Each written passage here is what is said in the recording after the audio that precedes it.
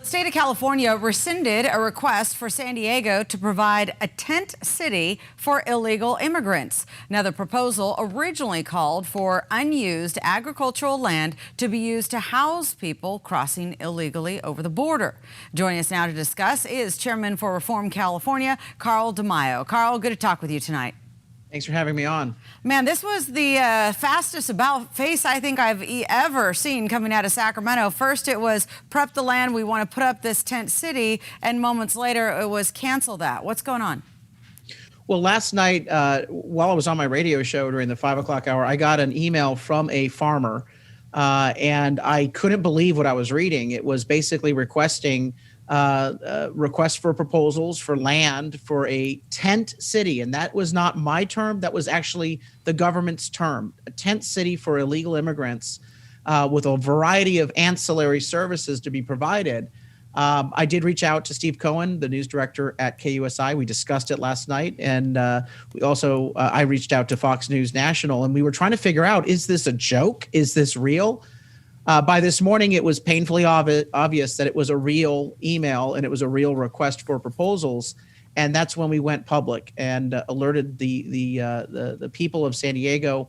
Then all the backtracking and finger pointing started. We had the state of California saying, oh, it's not a tent city. It's actually more like a resource center, whatever that means. But then by 2:55 p.m. this afternoon, the notice did go out. They were rescinding the request for proposals, saying that they were canceling any interest in agricultural land. Ginger, I do not think we're out of the woods, because we know that these illegal immigrants are coming in droves to our region. They're being released onto the streets. They're obviously at the convention center. I suspect what they're going to try to do now is get government land to try to find a site for this tent city, whatever they want to call it.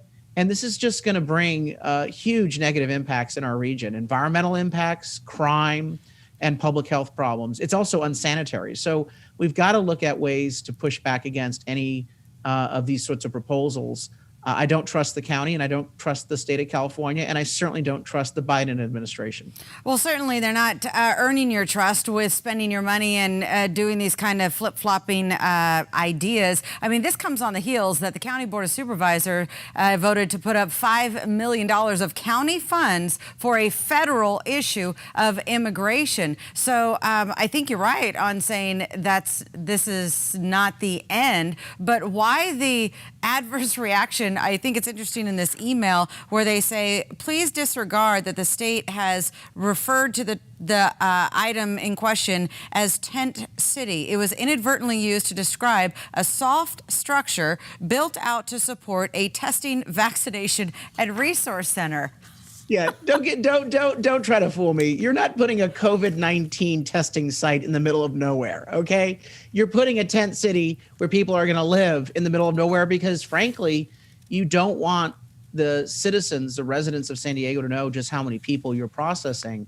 But back on that $5 million, I think it's important to point out that that's not just any $5 million. Those are taxpayer monies that are going to be used to hire free taxpayer-funded lawyers for illegal immigrants to fight deportation. Now, Ginger, if you and I were sued by the IRS for back taxes, or if we were sued by the state of California for not complying with AB 5, the independent contractor law, do you think if we called the government and said, hey, can you find me a free lawyer at taxpayer expense to fight you, the government? They would laugh at us, but not for illegal immigrants. They're given concierge treatment. With our tax dollars, they will be given free legal representation on civil matters to fight deportation. That's a civil issue, like a tax issue or a labor compliance issue.